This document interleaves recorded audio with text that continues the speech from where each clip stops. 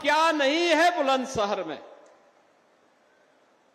कितनी शानदार, यानी देश की सबसे बड़ी एक्सप्रेसवे गंगा एक्सप्रेसवे बुलंदशहर को लेकर के आगे बढ़ रही है। और बुलंदशहर से जब आप आगे बढ़ेंगे तो मां गंगा का सानिध्य पाते पाते अब प्रयागराज तक 5 घंटे में पहुंच जाएंगे। मेरे सामने मंच पर उपस्थित हमारे सभी माननीय जनप्रतिनिधियों ने प्रस्ताव रखा कि यह देश के सबसे बड़े एयरपोर्ट के साथ भी गंगा एक्सप्रेसवे को मिलाना चाहिए। हमने उसकी स्वीकृति भी दी और बुलंदशहर से लिंक एक्सप्रेसवे जेवर एयरपोर्ट को जोड़ने के लिए फिर मेरे पास यहां के माननीय विधायक और माननीय सांसदों ने कहा कि इसमें किसानों का मुआवजा बढ़ना चाहिए। हमने कहा वह भी स्वीकृत करेंगे। और मुझे आज बताते हुए प्रसन्नता है, हमारा अन्नदाता किसान भी खुशहाल है। कनेक्टिविटी जुड़ने से एक नए औद्योगिकीकरण के युग में हमारा बुलंदशहर जाएगा और रोजगार का सृजन भी होगा। बहनों और भाइयों, जेवर इंटरनेशनल एयरपोर्ट प्रारंभ हो चुका है। ये जेवर एयरपोर्ट पश्चिमी उत्तर प्रदेश की समृद्धि के साथ साथ भारत की समृद्धि का एक आधार बनने वाला है। देश का एक एयरपोर्ट जो लगभग 14,000 एकड़ लैंड में विकसित किया जा रहा है। एक साथ एयरक्राफ्ट रिपेयर एंड मेंटेनेंस का भी केंद्र बन रहा है, कार्गो का भी और डोमेस्टिक और इंटरनेशनल पैसेंजर के लिए भी बेहतरीन एयर कनेक्टिविटी का माध्यम बनने जा रहा है। और बुलंदशहर से उसकी दूरी ऐसे ही है, लिंक एक्सप्रेसवे बनने के बाद वो दूरी ऐसे ही होगी जैसे कहते हैं वॉकिंग डिस्टेंस। अभी पिछले दिनों मैं भौचक था जब यहां पे प्रदीप चौधरी जी कह रहे थे कि हमें बाईपास चाहिए, रिंग रोड चाहिए। उस बैठक में भोला सिंह जी भी थे, डॉक्टर महेश शर्मा जी भी थे, सुरेंद्र नागर जी भी थे, यहां के हमारे सभी विधायकगण थे। और मैंने उस समय का प्रस्ताव तत्काल हम इसको आगे बढ़ाएंगे और मुझे आज बताते हुए प्रसन्नता है कि वह भी स्वीकृत हो गया है। कोई सोचता था, बहनों और भाइयों को सोचता था बुलंदशहर में मेडिकल कॉलेज होगा? आज तो यहां पे श्रद्धेय कल्याण सिंह जी के नाम पर बाबू कल्याण सिंह मेडिकल कॉलेज भी आपका अपना है।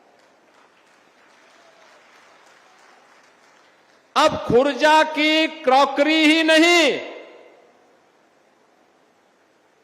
और केवल यहां अन्नदाता किसानों के द्वारा उत्पादित गन्ना की मिठास ही नहीं, देखो गन्ना की मिठास चाय की चुस्की को एक नया ऊंचाई प्रदान करता है, लेकिन यहां की क्रॉकरी भी तो देश और दुनिया के अंदर इसको एक नई पहचान दिलाता है, एक नई पहचान दिला देता है। कनेक्टिविटी की दृष्टि से बुलंदशहर इतना बेहतरीन हो रहा है। एयरपोर्ट भले ही डॉक्टर महेश शर्मा जी के द्वारा जेवर में बनवाया गया हो, लेकिन उसका सर्वाधिक लाभ बुलंदशहर को मिलने वाला है। सबसे ज्यादा लाभार्थी उसका बुलंदशहर आने वाले समय में बनने जा रहा है। और इस दृष्टि से बुलंदशहर वासियों को मैं आज इन सभी कार्यों की बधाई देता हूं। वहां इंटरनेशनल एयरपोर्ट ही नहीं बन रहा है, वहां पे इंटरनेशनल फिल्म सिटी भी बन रही है, अपैरल पार्क भी बन रहा है, मेडिकल डिवाइस पार्क भी बन रहा है, टॉय पार्क भी बन रहा है, और वहां पर एक आईटी एंड इलेक्ट्रॉनिक्स की सिटी भी बन रही है, फिनटेक सिटी भी बन रही है। आप सोचो ना, आज उत्तर प्रदेश मोबाइल मैन्युफैक्चरिंग में देश के अंदर नंबर 1 पर है। देश के अंदर जितने मोबाइल फोन बनते हैं 55% यूपी के अंदर बन रहे हैं। यूपी के अंदर इलेक्ट्रॉनिक कंपोनेंट देश के अंदर जितने बन रहे हैं उनमें 60% यूपी के अंदर बन रहे हैं। आज यूपी चीनी मिलों के संचालन में देश के अंदर नंबर 1 पर है, गन्ना उत्पादन में नंबर 1 पर है और इथेनॉल उत्पादन में नंबर 1 पर है। याद करिए, ये जो नंबर 1 है 2017 के पहले यही यूपी सबसे पीछे होता था। ये बॉटम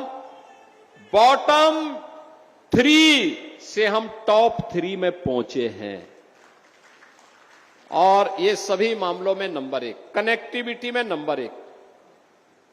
एक्सप्रेसवे यानी यूपी के बारे में क्या मान्यता थी? 2017 के पहले मान्यता थी किसी भी राज्य से और किसी देश से अगर यूपी की सीमा जुड़ती है तो सीमा की पहचान क्या होगी? मान्यता थी जहां सड़कों पे गड्ढे लगने प्रारंभ हो जाएं और सायकाल होते ही जहां से अंधेरा प्रारंभ हो जाए, मान के चलो यूपी की सीमा आ गई। बहनों और भाइयों, अब ऐसा नहीं है। अब किसी भी राज्य से और किसी भी देश से अच्छी सड़कें यूपी के पास है। यूपी के पास गंगा एक्सप्रेसवे से जब हमारे जनप्रतिनिधि लखनऊ पहुंच रहे हैं, उद्यमी लखनऊ पहुंच रहे हैं, जनता जनार्दन लखनऊ पहुंच रही है, मैं पूछता हूं कैसा चल लगा? वे कहते हैं कि ग्लोबल स्टैंडर्ड का एक्सप्रेसवे है, शानदार। एक साथ मेरठ से बैठ रहे हैं, लखनऊ मात्र 4 घंटे में पहुंच जा रहे हैं। यह स्पीड, ये केवल स्पीड नहीं है, आपके समय को कम करने का माध्यम ही नहीं है। ये स्पीड विकास की स्पीड है, ये स्पीड समृद्धि की स्पीड है। जितना अच्छा इंफ्रास्ट्रक्चर होगा उतनी तेज अर्थव्यवस्था बढ़ेगी और जितनी तेज अर्थव्यवस्था बढ़ेगी उतना तीव्रता के साथ रोजगार का सृजन होगा और जितनी तीव्रता के साथ रोजगार का सृजन होगा उतनी ही समृद्धि की नई ऊंचाई पर हमारा जनपद, हमारा प्रदेश और अंततः हमारा देश पहुंचेगा। बहनों और भाइयों, उसी विरासत और विकास के अद्भुत समन्वय को आगे बढ़ाने के लिए हम सब लगे हुए हैं, पूरा मंच लगा हुआ है और मैं तो आभारी हूं बुलंदशहर वासियों का। लोकसभा की दोनों सीटें आपने हमें जिता करके भेजी, सभी विधायक आपने चुनाव जिता करके भेजे, तो स्वाभाविक रूप से बुलंदशहर की आवाज आए ना आए, विकास तो हमें करना ही करना है, क्योंकि आपका कर्ज जो सो है हम पर वो कर, उस कर्ज को ब्याज सहित चुकता करने के लिए हम लोग निरंतर प्रयास करते हैं। जब श्री लक्ष्मी राज सिंह के साथ और श्रीमती मीनाक्षी सिंह जी के साथ, श्री प्रदीप चौधरी जी के साथ, श्री सीपी सिंह जी के साथ और हमारे जब संजय शर्मा के साथ यहां के किसान मेरे पास आए, उन्होंने कहा साहब हमारी जमीन ली जा रही है, तो मैंने कहा दे दीजिए। उन्होंने कहा आप बोल रहे हैं? मैंने कहा हाँ।